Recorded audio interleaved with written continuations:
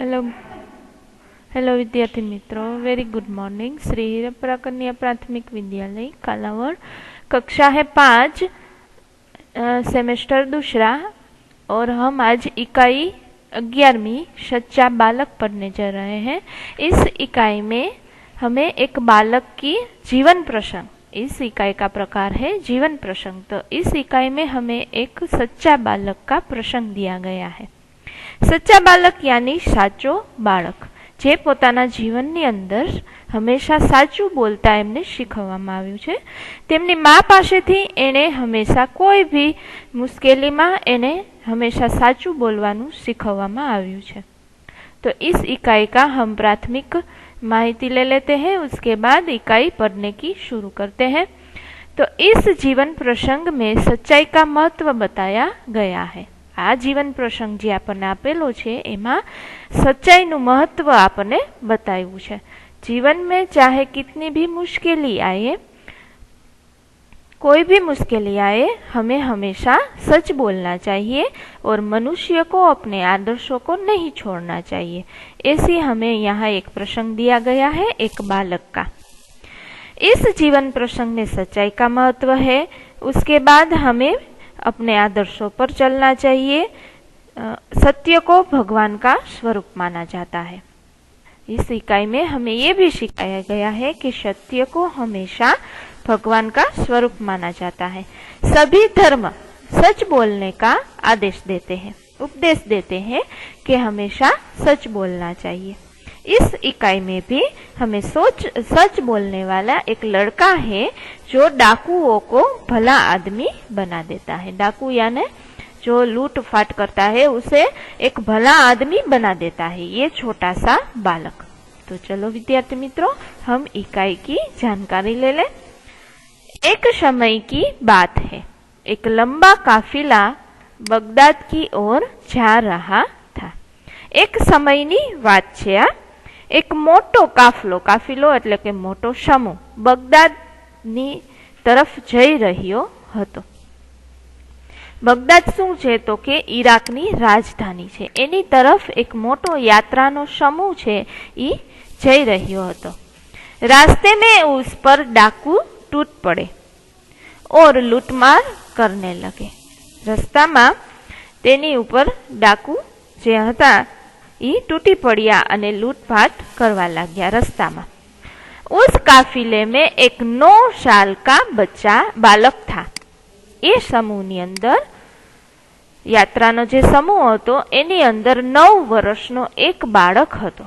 वह एक और चुपचाप खड़ा रहकर ये लूटमार करने वालों को देख रहा था। ते एक बाजू चुपचाप उभो रही अने बधु જોઈ રહ્યો હતો। આજે લૂંટમાર કરી રહ્યા હતા डाकू એને જોઈ રહ્યો હતો। एक डाकू की नजर उस लड़के पर पड़ी। एमांथी एक डाकू नी नजर छे ई पेला बालक पर पड़ी। लड़के के पास आकर वह डाकू कड़ कर बोला, तेरे पास भी कुछ है? हवे एक डाकू छे ई बालक पासे आवे छे अने एकदम कठोरथी बोले छे, कठोरताथी के एकदम कठोरताथी बालक पूछे छे कि तारी पासे पण कई छे? लड़का ने कहा, मेरे पास 40 असरफिया है।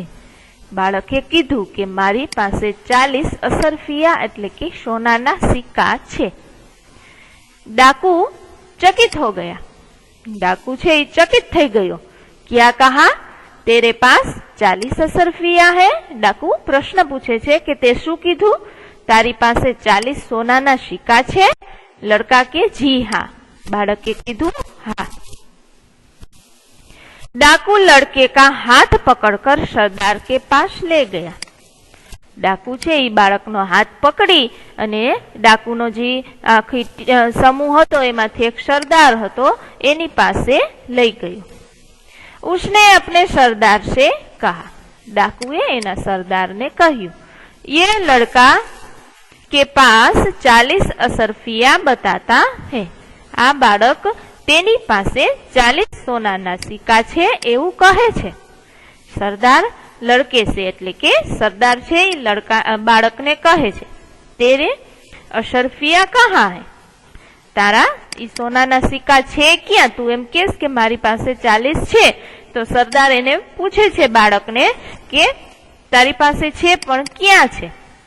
लड़के ने अपनी सदरी को फाड़कर उसमें छुपी अशरफिया निकाली। बाळके छोकराए पोतानुं जे जाकीट पहेरेલું હતું, सदरी એટલે કે જે જાકીટ પહેરેલું હતું તે ફાડી અને એમાં જે છુપાવેલા હતા એ સોનાના સિક્કા બતાવ્યા। उन्हें सरदार के सामने रखते हुए बोला, यह देखो। તેમણે સરદારને પાસેથી તેમણે સરદારની સામે મૂકતા કહ્યું, જુઓ, આ જુઓ। सरदार आश्चर्य से एटले के सरदार आश्चर्य थी बोले छे, लड़के अशरफिया को इस प्रकार से रखने का उपाय तुम्हें किसने दिया? सरदार आश्चर्य थई जाय छे, एकदम आश्चर्यचकित थई जाय छे अने बाळकने कहे छे के सोना मोहर ने अशरफिया एटले चांदीना सिक्का जे सोना मोहर ने આવી રીતે છુપાવીને રાખવાનો ઉપાય તને કોણે આપ્યો? लड़काए कह્યું। लड़का बोले छे, बाळक कहे छे कि मेरी माँ ने इनको सदरी के अस्तर में से ही सी दिया था, जिससे किसी को पता न चले। बाळक कहे छे कि मारी माए आ सोनाना सिक्का सोना मोहर जाकीटना अस्तरनी अंदर ज सीवी दीधा था, जेथी कोईने खबर न पड़े। सरदार ने कहा, तो तूने अशरफिया को पता हमें क्यों बता दिया? सरदार बाळक ने कहे छे, तो ते आ सोना मोहरनी जाण अमने शू कामे करी दीधी? लड़का ने कहा, मैं झूठ कैसे बोलता? बाळक कहे छे कि हूँ खोटू केवी रीते बोली शकूं? मेरी माँ ने कहा था, मारी माए मने कीधुं छे कि बेटा सदैव सच बोलना। बेटा सदैव सदैव एटले के हमेशा साचुं बोलवुं, झूठ बोलना पाप है, एटले के खोटું બોલવું એ એક પાપ છે। એની માએ એને શીખડાવેલું હતું એટલે તે સાચું બોલી જાય છે। सरदार डाकुओं से कहता है, यह छोटा बच्चा अपनी माँ का इतना कहना मानता है कि इसे संकट में भी झूठ नहीं बोला। हम लोग बड़े होकर भी ईश्वर के बताए नेक रास्ते पर नहीं चलते और लूटमार करते रहते हैं। सरदार छे जे एवी पोताना डाकुओने कहे छे के आ नानकड़ो बाळक पोतानी मानु कहेवुं माने छे, ते आवा संकटमां पण कोई दिवस खोटुं बोलतो नथी। तो आपणे मोटा थईने पण आ तो बाळक छे, तो आपणे तो आटला मोटा थईने पण भगवाने बतावेला रास्ता उपर चालता नथी अने अवी लूटमार करता रहीए छीए। सब डाकू ने कहा, सरदार बात तो ठीक है। बधाई डाकुओ कहे छे के बात तो साची छे। सरदार फरीथी पाछा डाकुओ ने कहे छे कि इनका लूटा हुआ सामान इन्हें वापस कर दो। सरदार छे ई बधा डाकुओ ने कहे छे कि तेमनो लूटेलो सामान छे ई एमने पाछो आपी दियो। डाकुओं ने सब सामान वापस कर दिया और आगे कभी लूटमार न करने की भी प्रतिज्ञा ली। डाकुए बधो ज सामान जेनो ई काफलानी अंदर जे यात्रानो समूह जतो तो एमां जेटलो सामाननी लूटमार करी हती ए लूटमार करेलो सामान छे ई पाछो आपी दे छे अने हवे आगळथी कोई दिवस लूटमार के चोरी के एवुं नहीं करीए एनी प्रतिज्ञा ली छे। सच बोलने वाला इस बालक का नाम अब्दुल कादिर था।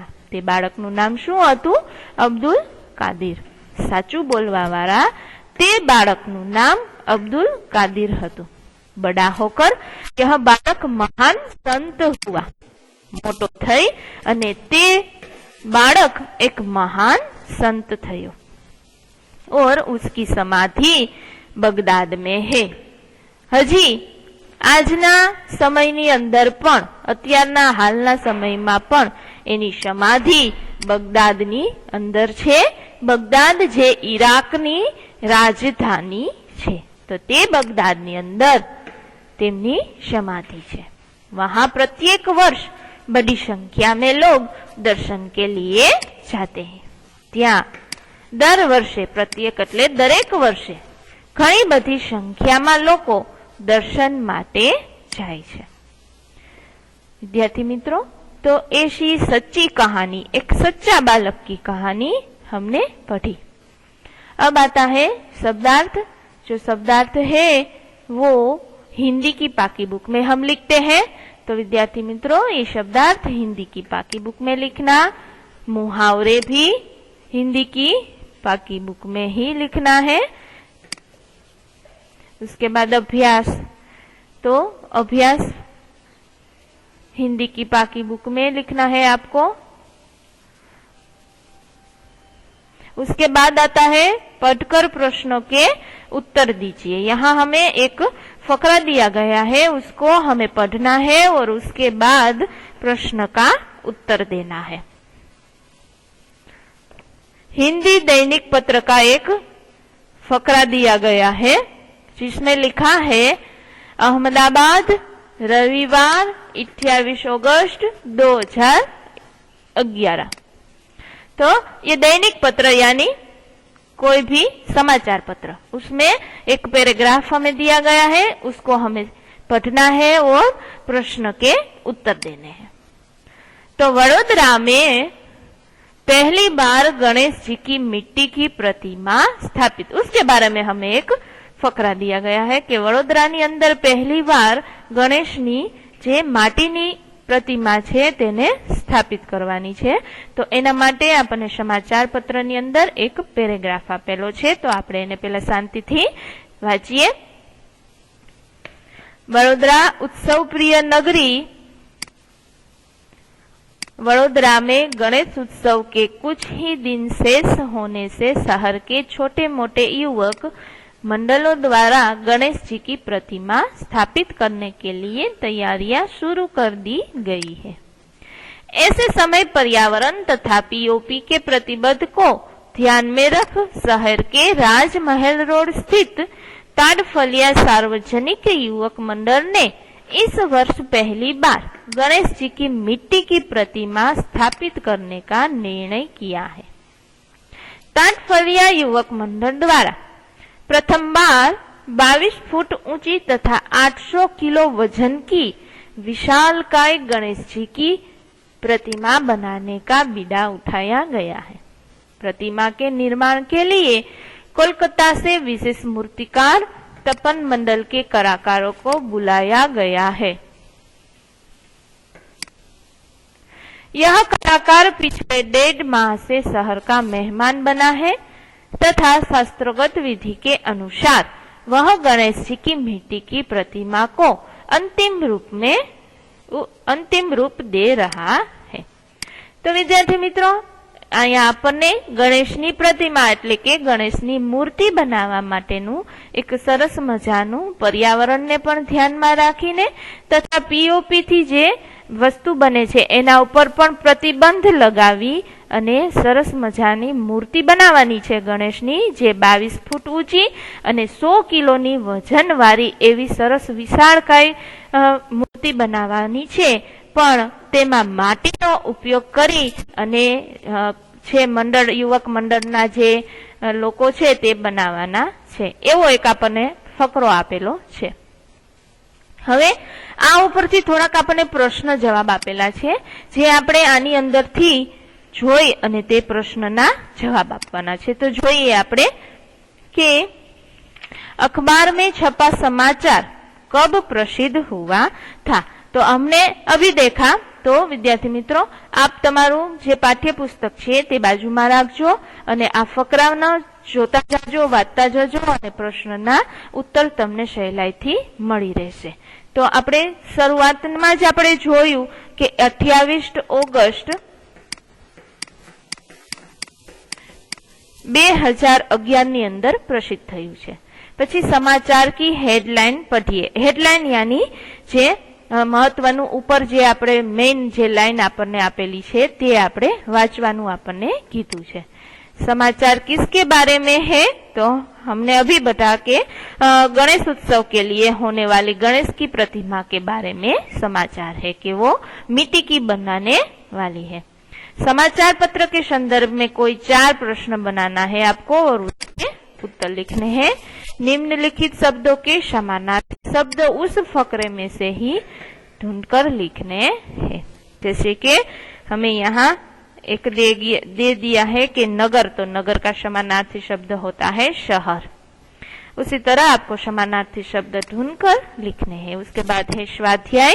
तो विद्यार्थी मित्रों, स्वाध्याय हम हिंदी की बाकी बुक में लिखेंगे। उसके बाद आता है कि सही जोड़ बनानी है और वाक्य में प्रयोग करने हैं, जैसे कि कड़ कर कर बोलना यानी कठोरता से बोलना। तो जो इकाई हमने अभी पढ़ी उसमें से इस वाक्य का वाक्य ढूंढिए और वाक्य में प्रयोग कीजिए। घुटने टेकना यानी हार मानना। उसके बाद नेक रास्ते पर चलना, सही रास्ते पर चलना। आंखों का तारा यानी बहुत प्यारा, और कान फूकना, कान में कहना। तो सही जोड़ बना ली है हमने और उसके वाक्य में प्रयोग करना है। तो यहाँ हमारा एक सच्चा बालक की प्रसंग वर्णन कथा हम यहाँ पूर्ण करते हैं। Thank you.